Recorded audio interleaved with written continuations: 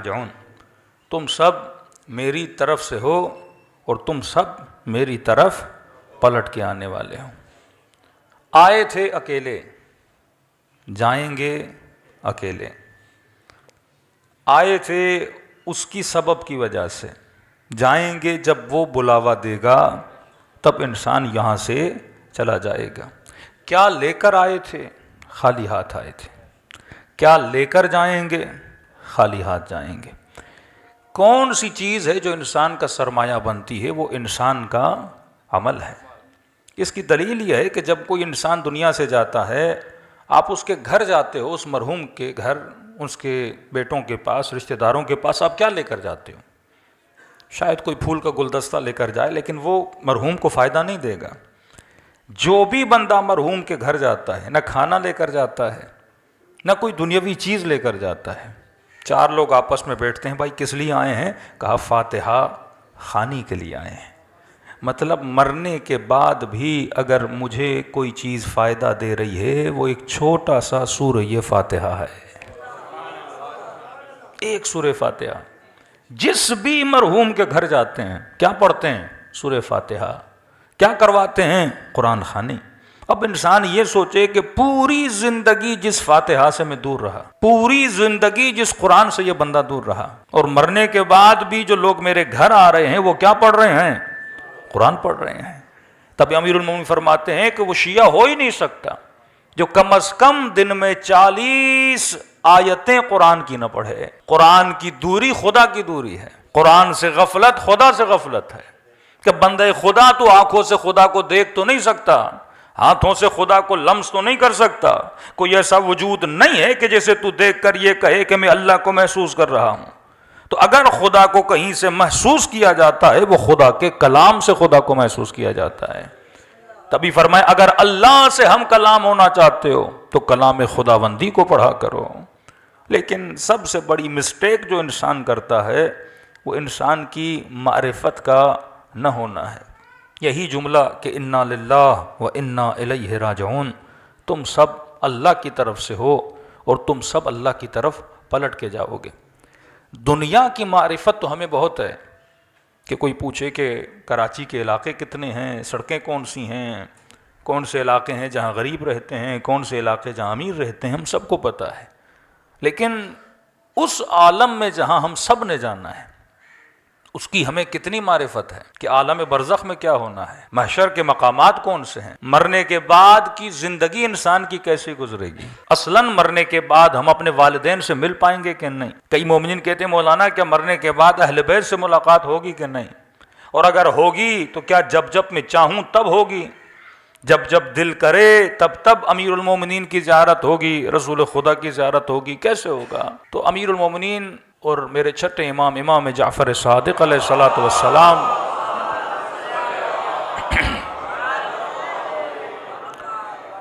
فرماتے ہیں دنیا کی زندگی اور آخرت کی زندگی میں ایک فرق ہے۔ دنیا کی زندگی ایک سوشل لائف ہے، جسے ہم اردو میں بولیں ایک اجتماعی زندگی ہے۔ مثلاً اگر ایک مولانا نے بھی یہاں تک آنا ہے تو کئی اسباب درکار ہیں، تب جا کر ایک مولوی یہاں پر آئے۔ اگر میں نے خطاب بھی کرنا ہے تو میری آواز آپ تک پہنچنے میں لاؤڈ کا ہونا ضروری ہے، لائٹ کا ہونا ضروری ہے، مجھے دیکھنے کے لیے آنکھوں کا ہونا ضروری ہے، آپ سے ہم کلام ہونے کے لیے آواز کا ہونا ضروری ہے، آنے کے لیے گاڑی کا بندہ محتاج ہے، یہاں تک کہ آپ کے سفرے پر جب ایک روٹی آتی ہے، یہ روٹی بھی کئی اسباب سے گزرتے ہوئے، کوئی کسان تھا جس نے دانہ ڈالا، گندم نکلی، گندم فلور مل میں گئی، آٹا بنا، آٹا آپ نے لیا، کوئی تھی جس نے روٹی بنائی، تب جا کے آپ کے سفرے پہ کیا آ گئی؟ روٹی آ گئی۔ یعنی یہاں بندہ جی ہی نہیں سکتا اگر انسان اسباب کے ساتھ جڑا ہوا نہ ہو۔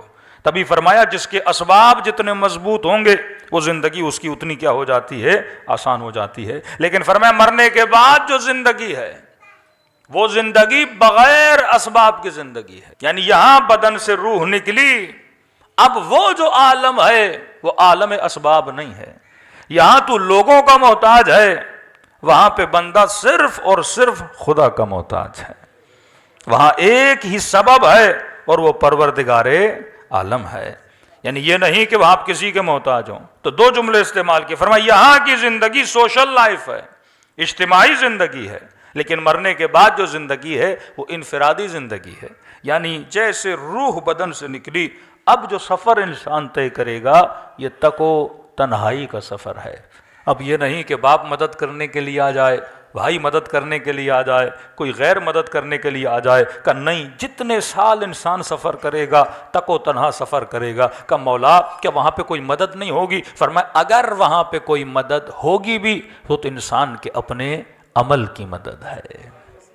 لمحہ لمحہ جو تو نے گزارا ہے، اگر وہ لمحہ ذکر خدا میں گزرا ہے وہاں پہ نعمت بن کر آئے گا. اگر غفلت میں گزرا ہے، دعائے 15 امام زین العابدین فرماتے آئے خدا میں پناہ مانگتا ہوں ہر اس لذت سے جس لذت میں تیرا ذکر نہ ہو. کہ بندہ لذتیں حاصل کرتا جائے لیکن خدا کا ذکر نہ ہو. کھانا اللہ کی لذت ہے لیکن بسم اللہ پڑھ کے بندہ یہ لذت حاصل نہ کرے تو یہ لذت عبادت نہیں ہے، یہ لذت انسان کے لیے غفلت بن جاتی ہے. تو فرمایا وہاں پہ اگر کوئی چیز تمہارے کام آئے گی وہ کیا ہے؟ انسان کا اپنا عمل ہے. اب اسی لیے معصوم فرماتے ہیں ہر مرنے والا جب مرتا ہے، اب یہ نہیں کہ کوئی اسے دیکھتا نہیں ہے، جتنے بھی اس کے مرحومین ہیں اس کی روح کو آتا ہوا دیکھتے ہیں اور آپس میں بولتے ہیں ارے جائیں اس کو ریسیو کریں، ارے جائیں اس سے باتیں کریں. لیکن یہ مرحومین اس کو بولیں گے ابھی اس سے بات کرنے کی ضرورت نہیں ہے، کیونکہ یہ سکرات کے لمحوں سے گزر کے آیا ہے اور سکرات انسان کے وجود پہ ایسا شوق ڈال دیتا ہے کہ انسان بات کرنے کی صلاحیت نہیں رکھتا. کیسے چند لمحے چھوڑ دو، اسے چند گھڑیاں چھوڑ دو تاکہ اسے سمجھ آ جائے کہ میں دنیا سے نکل کر عالم آخرت میں آ گیا ہوں. پھر فرماتے ہیں کئی لمحوں کے گزرنے کے بعد جب یہ مرحوم تھوڑا ریلیکس ہو جاتا ہے اب اس سے ملنے آتے ہیں اور اس سے ایک سوال کرتے ہیں کہ تو جہاں سے آیا ہے وہاں پہ ہمارا فلاں رشتہ دار جو تھا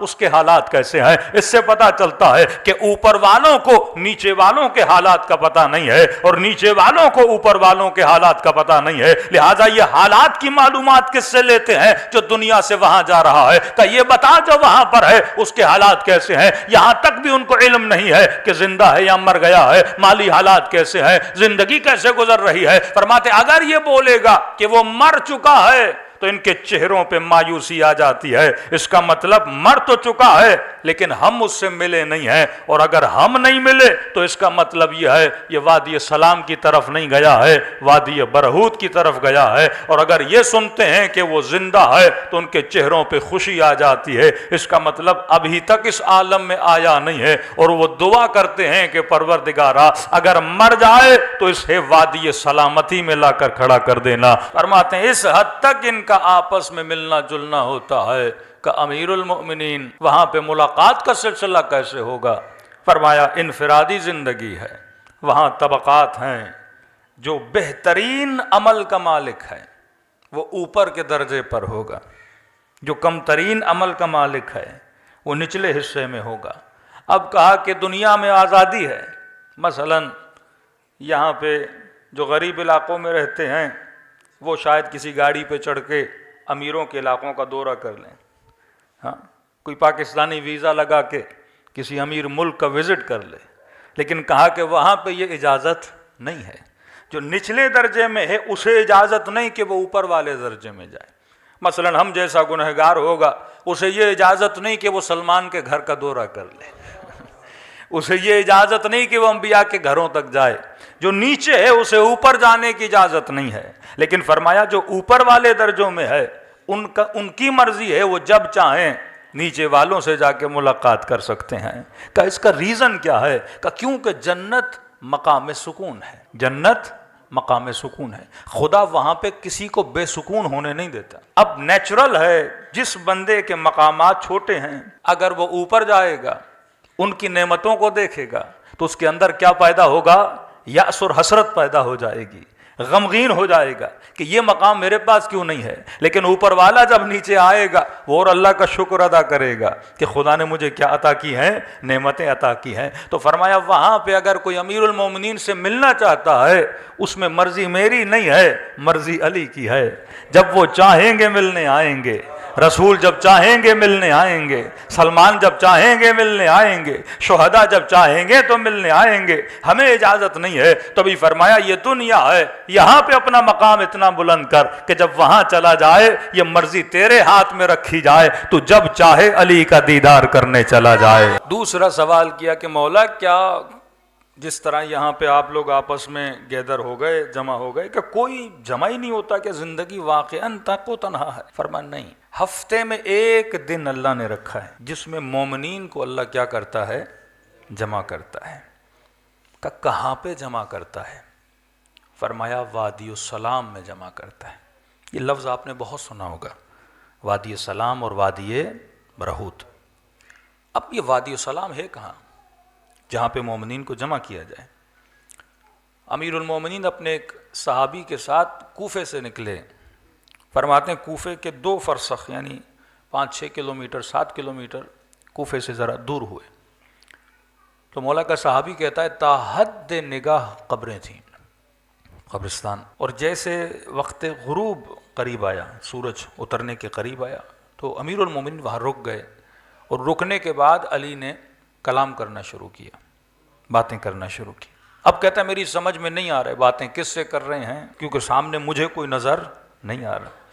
اب میں نے کہا شاید مولا مردوں کو سلام کر رہے ہیں، السلام علیکم یا اہل لا الہ الا اللہ۔ یہ جملہ بڑا عجیب ہے کہ اے اہل لا الہ الا اللہ، ہم پر تمہارا سلام ہو۔ مطلب مرنے کے بعد ہر بندہ اہل لا الہ الا اللہ بن جائے گا، ہر بندہ معرفت خدا کو حاصل کر لے گا، ہر بندہ مقام پروردگار عالم کو جان جائے گا، کیونکہ موت معرفت کا ایک وہ پہلو ہے کہ جیسے بدن سے روح نکلتی ہے تو معرفت کا ایک ہلکی سی جھلک انسان میں آتی ہے، پروردگار عالم کی قرب خدا انسان کو ملتا ہے۔ تو کہتے ہیں امیر المومنین نے باتیں کرنا شروع کی، لیکن یہ کلام اتنا طولانی ہوا کہ گھنٹوں گزر گئے۔ کہتے ہیں میں تھک کے زمین پہ بیٹھ گیا، بالآخر میری ہمت جواب دے گئی، میں نے کہا امیر المومنین میں بیٹھ کے تھک گیا ہوں اور آپ ابھی تک کھڑے ہیں اور کلام کر رہے ہیں۔ امیر المومنین فرماتے ہیں اے میرے پیارے صحابی، اگر تمہاری آنکھوں سے اللہ پردے ہٹا دے تو حلقاً حلقہ تم یہاں پہ لوگوں کے گروہ دیکھو جو عالم برزخ سے وادی السلام میں آئے ہیں اپنے امیر المومنین سے ہم کلام ہونے کے لیے۔ ہر شب جمعہ ارواح کہاں آتی ہیں؟ وادی السلام میں آتی ہیں۔ اب وادی السلام یہ فزیکل وادی السلام نہیں ہے، لیکن ایک ایسی جگہ جہاں انبیاء کی ارواح، جہاں امیر المومنین کی روح موجود ہے، اور وہاں پہ کیا آ کر لے؟ دنیا مقام عمل ہے۔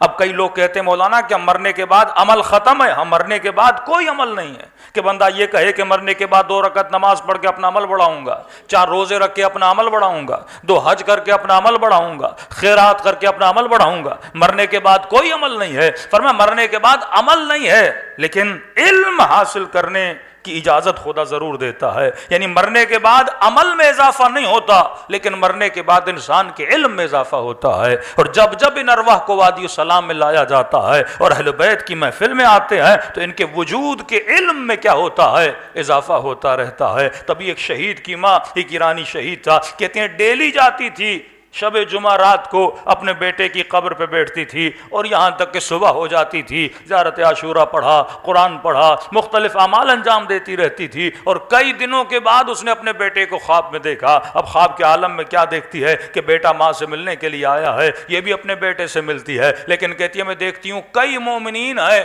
جنہوں نے سامان سفر باندھا ہے اور وہ کہیں جانے کی تیاری کر رہے ہیں۔ میں نے بیٹے سے کہا کہ میرے لال یہ کہاں جا رہے ہیں؟ کہ اماں یہ وادی السلام جا رہے ہیں، امیر المومنین سے ملاقات کے لیے جا رہے ہیں۔ تو میں نے کہا بیٹا تو نہیں جائے گا؟ کہ اماں علی نے کہا ہے کہ جب تک ماں ہو تو ماں کے حضور میں بیٹھے رہنا، اور ماں چلی جائے تو پھر وادی السلام میں آنا۔ کہ اماں اسی لیے جب آپ آتی ہیں میں علی کی زیارت سے محروم ہو جاتا ہوں۔ تبھی شاید یہ مکروہ ہے کہ راتوں کو قبرستان نہ جایا کرو، دنوں کو قبرستان جایا کرو، کیونکہ راتوں کو مومنین کی ارواح کو وادی السلام میں بھیج دیا جاتا ہے۔ تبھی میرے چھٹے امام سے کسی نے کہا کہ مولا میرا بھائی بغداد میں ہے اور مجھے خوف ہے کہیں وہ مر جائے گا، اسے وہیں دفن کر دیا جائے گا، کیونکہ ہر مومن کی خواہش ہے میرے جسم کو وادی وادی سلام میں دفن کیا جائے تو میرے چھٹے امام فرماتے ہیں کہ مومن دنیا کے کسی بھی کونے میں مر جائے، جسم اس کا کہیں بھی دفن ہو، خدا حکم دیتا ہے کہ مومنوں کے جسموں کو وادی سلام میں لا کے دفن کر دیا جائے۔